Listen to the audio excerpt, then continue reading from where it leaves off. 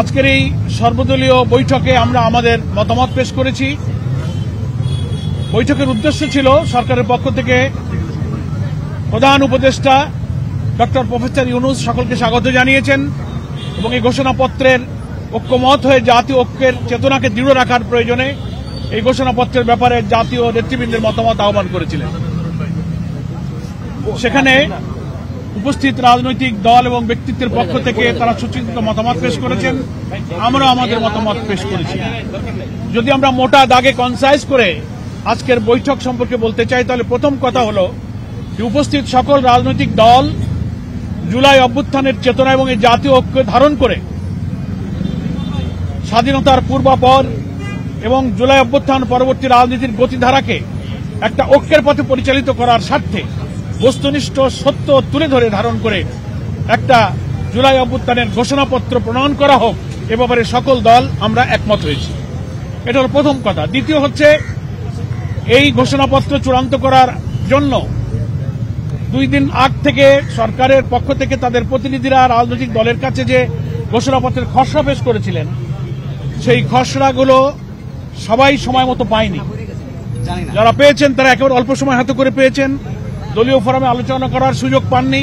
সেজন্য সুনির্দিষ্টভাবে ঘোষণাপত্রের সেই খসড়ার উপরে একেবারে সাবজেক্ট টু সাবজেক্ট আলোচনা করার পরিবেশ এবং সুযোগ আজকে ছিল না।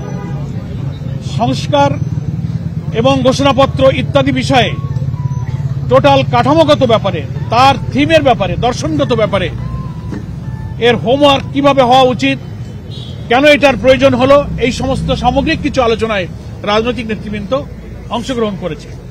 আমরা পরামর্শ দিয়েছি যে সরকারের এমন একটা মূল্যবান দলিল তৈরির পেছনে কোনো অস্থিরতা, কোনো অসঙ্গতি, কোনো সমন্বয়হীনতার প্রয়োজন নেই।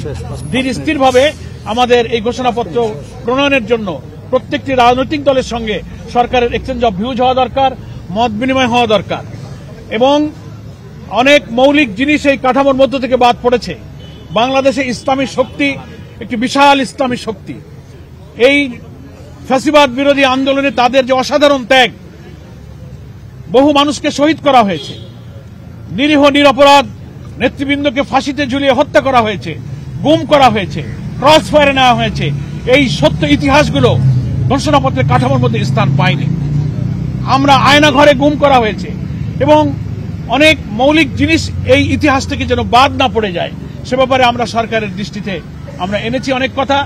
এবং আমরা বলেছি যে একটা প্রসেস, একটা প্রক্রিয়া এমন হওয়া দরকার যেন রাজনৈতিক দল এবং সকল স্টেক হোল্ডার এখানে মতামত দিতে পারেন।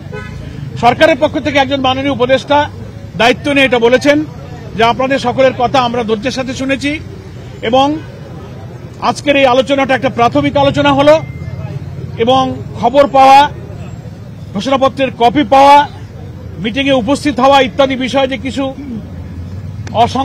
অসংলগ্নতা এবং কিছু যে ব্যতিক্রম, কিছু ভুল ত্রুটি, কিছু গ্যাপ হয়েছে, এটাও ওখানে অনেকেই তুলে ধরেছেন। সরকারের পক্ষ থেকে মাননীয় একজন উপদেষ্টা এটা স্বীকার করেছেন যে সময়ের সীমাবদ্ধতার কারণে, আমাদের অনেকটা তাড়াহুড়োর কারণে আমাদের কিছু গ্যাপ হয়েছে। তো আজকে এই বৈঠকটা প্রাথমিক বৈঠক। আজকে আপনারা যে মূল্যবান মতামত দিলেন, এটাকে কনসাইজ করে আমরা আবার আপনাদের সেকেন্ড ফেজে আপনাদের সঙ্গে মত বিনিময়ের জন্য আপনাদেরকে আমরা আহ্বান করব।